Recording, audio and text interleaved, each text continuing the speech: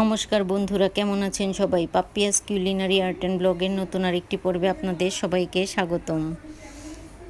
সামনে পুজো আর খুব কাছাকাছি চলে এসেছে পুজো, তো এবার একটু নাড়ু মুড়ি বানাতে হবে, খই ভাজতে হবে। খই ভাজা, মুড়ি ভাজা, নাড়ু মুড়ি এগুলো আসলে আমাদের গ্রামীণ ঐতিহ্য, গ্রাম বাংলার ঐতিহ্য। তবে এই ঐতিহ্য এখন প্রায় উঠেই গিয়েছে। এখন শহরে তো আমরা এগুলো কখনোই চিন্তাই করতে পারি না। তবে গ্রামে এখনও খই ভাজা, মুড়ি ভাজা, নাড়ু মুড়ি বানানো এগুলো প্রতি বছরই চলে। মাঝে মধ্যে এমনিতেও বাড়িতে বানিয়ে খাওয়া হয়। তারপরও আগে যেমন অনেক বেশি হতো, এখন সব জিনিসপত্রের দামও বেড়ে গেছে, যার জন্য এখন অনেকটাই কমে গিয়েছে। তবে আমাদের বাড়িতে এখনও খই ভাজা, নাড়ু মুড়ি বানানো এগুলো আসলে প্রতি বছরই হয়। মাঝে মধ্যে বছরের মাঝেও হয়, যখনই আসলে খেতে ইচ্ছে হয় তখনই আমার মা এগুলো করে দেন, আমরা আসলে খাই। আমরা যেমন এগুলো চিনি, পছন্দ করি, আর এগুলো ছাড়া আমাদের পুজো চলবেই না। তবে এখনকার বাচ্চারা আসলে ফাস্ট ফুডেই সন্তুষ্ট, এরা এগুলো আসলে অতটা পছন্দ করে না। তারপরও নাড়ুটা মোটামুটি পছন্দ করে। আমার দুই বাচ্চাই নাড়ুটা একটু পছন্দ করে, আর আমার মায়ের হাতের এই খইটাও ভীষণ ভালো হয়। আসলে একদম মটমটে করে পাক দিলে খেতে ভীষণ ভালো লাগে। আসলে আমার মায়ের হাতের খই পাকটা একদমই ভিন্ন। আমি এ পর্যন্ত যাদেরকে খাইয়েছি সবাই খুব পছন্দ করেছে। তবে আমিও মায়ের মতো এভাবে খই পাক দিতে পারি না। এই কাজগুলো যদিও একটু ঝামেলার, তবে ভালোই লাগে। আমি বসে বসে খই ভাজা দেখছিলাম, মুনসোনাও বসে বসে খই ভাজা দেখছিল। মুনসোনা বলছে, দিদামণি তুমি তো ম্যাজিক দেখাচ্ছ।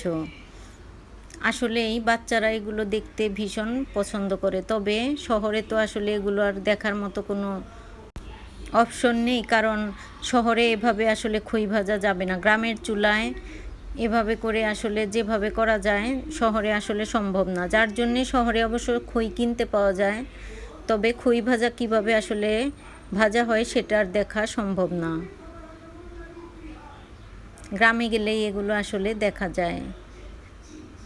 এই খইগুলো প্রথমে ভাজা হবে, তারপর একটা চালনি দিয়ে চালতে হবে বালুগুলো ফেলে দেওয়ার জন্য। এরপর আবার খই থেকে ধানগুলো বেছে নিতে হবে। তারপর খইগুলো পাক দিয়ে একটা কন্টেইনারে রেখে দিলে অনেক দিন পর্যন্ত খাওয়া যায়। আসলে এই খই পাক দিয়ে দুধ দিয়ে খেতে আমার কাছে ভীষণ ভালো লাগে, দই দিয়ে এই খই খেতেও ভীষণ ভালো লাগে। তবে আমি যত ভালো করেই পাক দিই আসলে মার মতো আসলে এরকম টেস্ট হয় না। তারপরও যেমন পারি তেমনই মাঝে মধ্যে একটু করার চেষ্টা করি। তো এবার কয়েকদিন 2-3 দিন এখানে বেশ ভালোই কাটলো। এবার চলে যাচ্ছি বাসায় যাওয়ার জন্য বাবু আর মার সঙ্গে মুনকে নিয়ে আমি যাচ্ছি।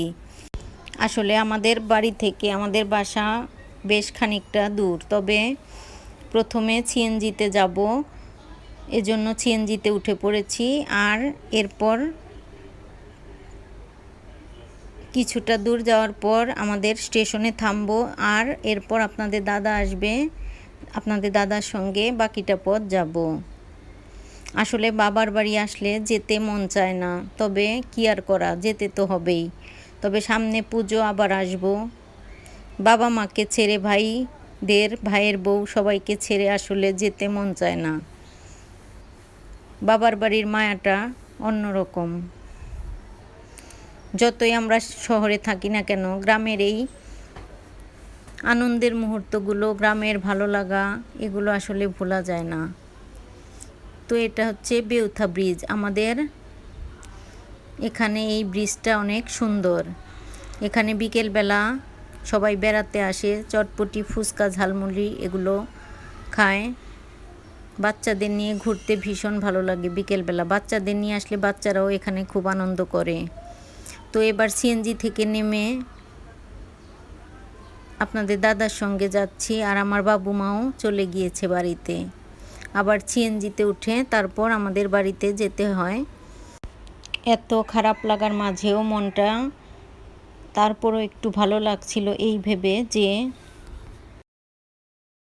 আবার কয়েকদিন পর পুজো, তখনই আবার যাব বাড়িতে। তো এবার আলো আঁধারের পথে আমাদের পথ চলা শুরু করলাম। তবে প্রচণ্ড গরমে একটু শান্তি পাচ্ছিলাম। বাইকে যাচ্ছিলাম, প্রচণ্ড বাতাস লাগছিল আর ভালোও লাগছিল। তবে মাঝপথে একটু বৃষ্টিও হয়েছে। তো বন্ধুরা, আজ এ পর্যন্তই। দেখা হবে নতুন কোনো